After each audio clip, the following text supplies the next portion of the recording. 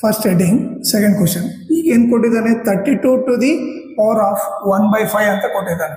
Okay, ಈಗ 32 ನಾನು ಯಾವ ಥರ ಬರಿಬೋದು ನೋಡ್ರಿ ಇಲ್ಲಿ. ಓಕೆ, ಅದನ್ನು LCM ಟೈಪ್ ಮಾಡಿದ್ರೆ 32 ಚಿಕ್ಕ ಟೇಬಲಿಂದ ಹೋಗ್ರಿ. 2 16 ಜಾ, 2 8 ಜಾ, 2 4 ಜಾ, 2 2 ಜಾ, 2 1 ಜಾ.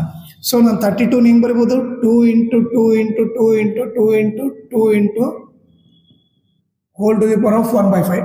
ಕರೆಕ್ಟಾ? 2 2 ಜಾ 4, 4 2 ಜಾ 8, 8 2 ಜಾ 16, 16 2 ಜಾ 32 ಅಂತ ಬರಿಬೋದು. ಈಗ ಎಷ್ಟು 5 ಇದೆ, 1 2 3 4 5. ಇದನ್ನೇನು ಬರೋದು, 2 ಪವರ್ 5 ಅಂತ ಬರಿಬೋದು, whole to the power of 1/5. ಓಕೆನಾ?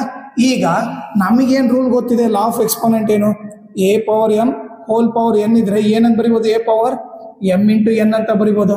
ಓಕೆ, ಸೊ ಇಲ್ಲಿ ನೋಡ್ರಿ ಪವರ್ ಇದೆನಾ, ಸೊ ಏನು ಬರೀತೀವಿ ಅವ್ರಿಬ್ಬರನ್ನ ಮಲ್ಟಿಪ್ಲೈ ಮಾಡೋದು. 5 ಪವರ್ 5 ಇಂಟು 1/5 ಇವರಿಬ್ಬರು ಮಲ್ಟಿಪ್ಲೈ ಮಾಡಿದ್ರೆ 5 5 ಕ್ಯಾನ್ಸಲ್ ಆಯಿತು.